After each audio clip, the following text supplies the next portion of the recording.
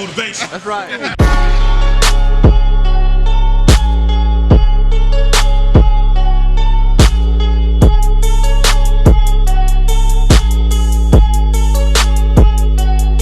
Welcome to Will Motivation.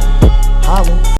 Okay, so in this lesson, we're actually going to talk about what I like to call one man's problems is another man's opportunity. So this is sort of a mind frame that you need to have as an investor because sometimes these problems that I'm talking about related to real estate may affect you, or they could be problems that affect other people. But for every problem scenario, usually in real estate, there's an opportunity scenario as well in real estate. So in this lecture, that's what I want to talk about.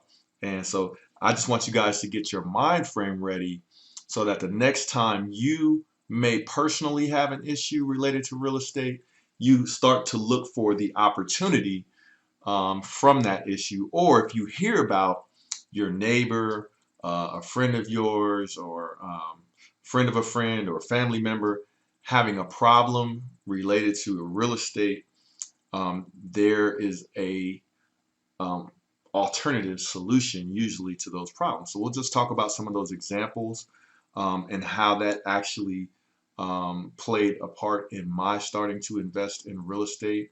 I told you a little bit about it before in the introduction about how I got involved in real estate because there was definitely a problem. But anyway, let's talk about that, okay? So I want you to get your mind ready as an investor.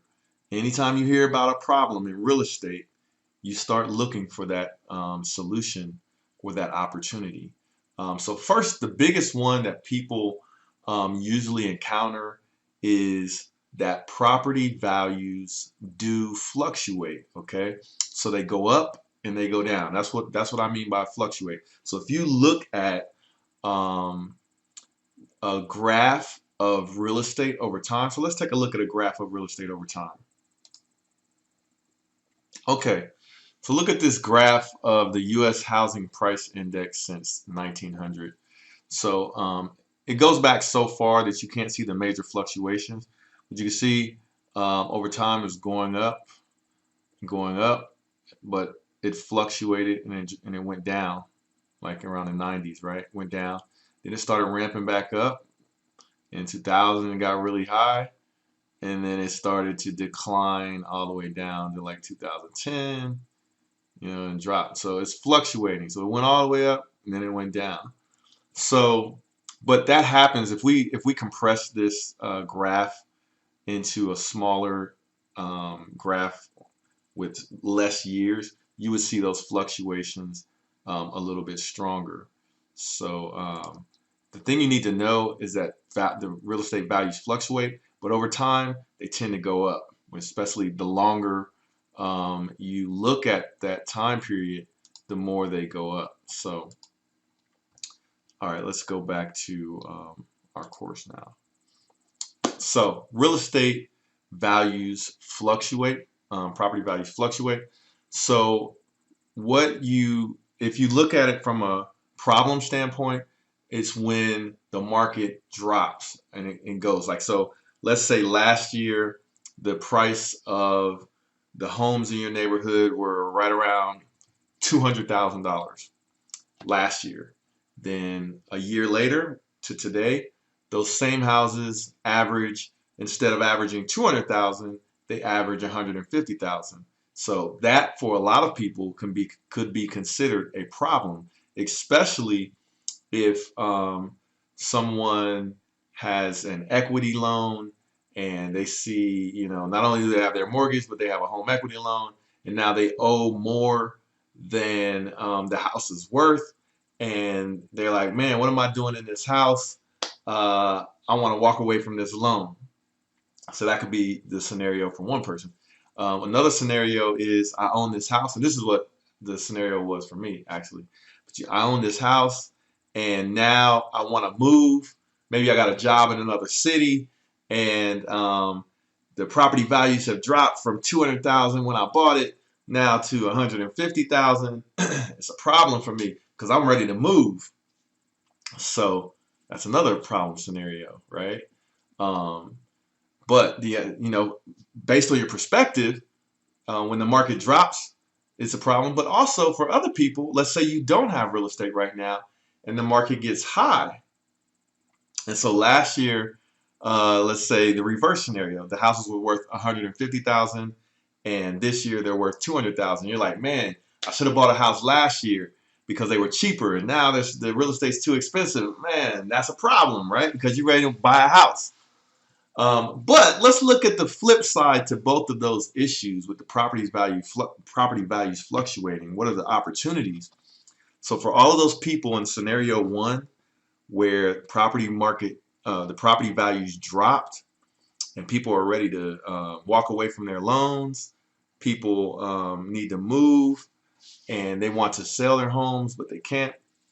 So that actually happens. People walk away from their homes, and those loans default. The bank ends up owning the homes. That's where that REO term comes from, real estate owned by the banks, and that becomes an opportunity for an investor to buy properties, what they call distressed, because people walked away from the loans. They could buy those properties from the bank, or if those properties were insured by FHA, those properties go to HUD, and then you can actually buy those properties at a discount from HUD. So that's their opportunity.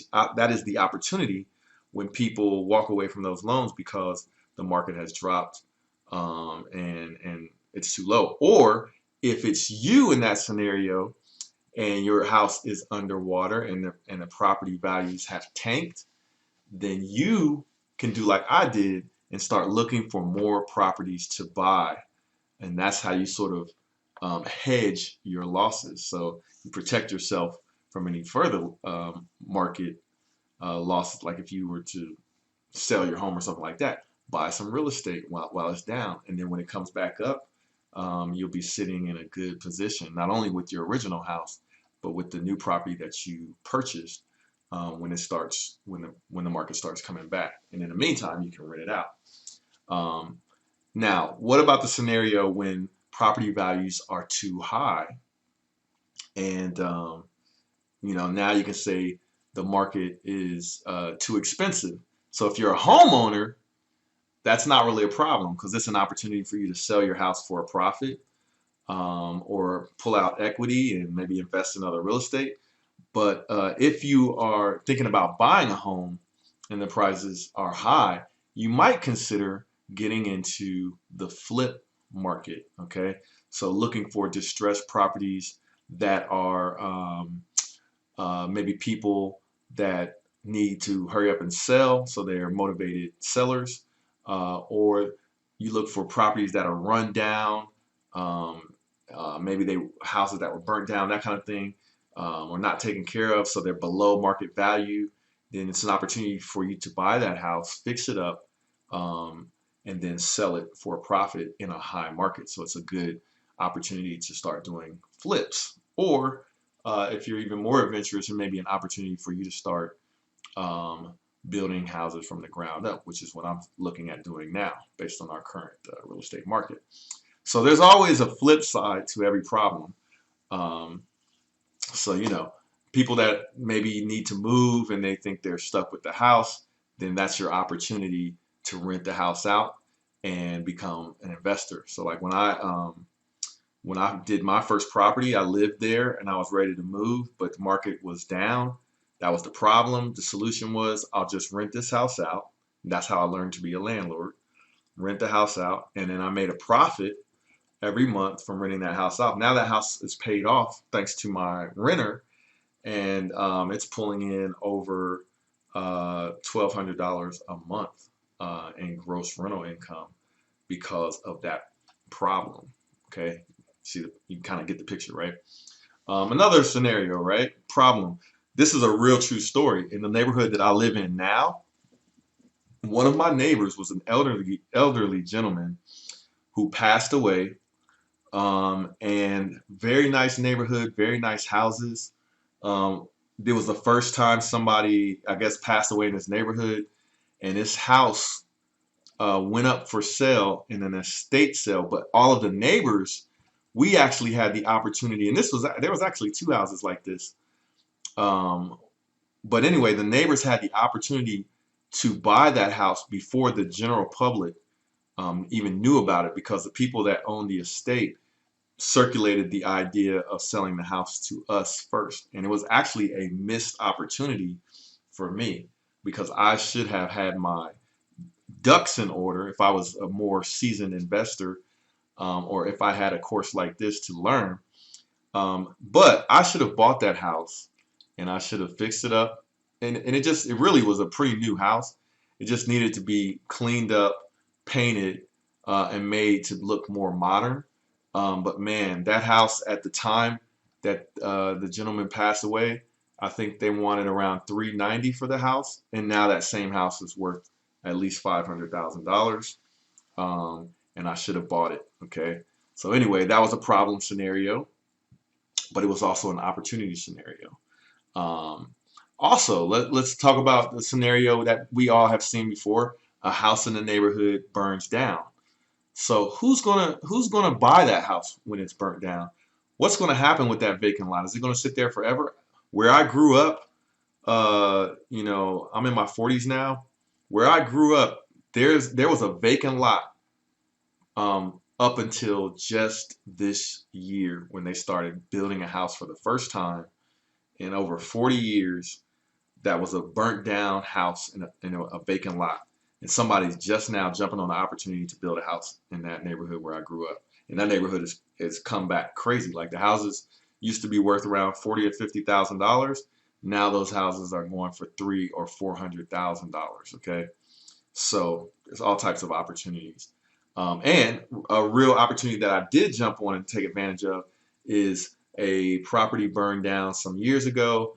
I bought the land because I had no experience building houses at that point in time. I was doing rehabs, but I was trying to build my network and my connections. And my plan was to either sell that property or that land for a profit, or turn around and build a house on that land. So I bought that land for about $8,000. It was a vacant lot where there was a burnt down house. Bought it for about $8,000, and now we are building a house on that property that should have a value of over $200,000 when we're finished, and I hope to spend no more than $140,000 to get it done. So that was an opportunity with the burnt down house. So that was a problem, and then the opportunity. And that's what we affectionately call the Huracan project, because when I bought that land and put that plan together, that was my justification for getting my dream car, which was a Lamborghini Huracan. And there's all types of videos on my YouTube channel that some of you have seen, and if you haven't, definitely take a look. Pretty cool stuff. That's actually my Huracan right there on the wall. So anyway, what's my point with this lecture? I hope you're getting the point. It's a mind frame that I want you to have as an investor. There's always two sides to every issue: the problem side and the opportunity side. And you, as an investor, need to think about that opportunity side in every scenario. Okay, so that's pretty much it with this lesson. Feel free to ask questions. Get at willmotivation.com, and I'll see you in the next lecture. Thanks for staying awake. And if you're not awake, wake up. We got a lot to learn. Hey, I just wanted to say thanks for watching today's video. There's a lot more to come. Hit that like button for me and subscribe to my channel. A lot of you guys have been asking me about when is my online course going to be ready. Well, I have good news for you. My online course is completed. I'll put a link in the description of this video where you can click on that link and get a 40% discount off the course. That'll be for the first 50 students. So if you're ready to take the online course that I've basically laid out everything that I know about how to invest in real estate, click the link below or just go to www.willmotivation.com/invest. And thank you guys for taking the time out to watch today's video. Hope you learned something, and I'll see you in the next one. Peace.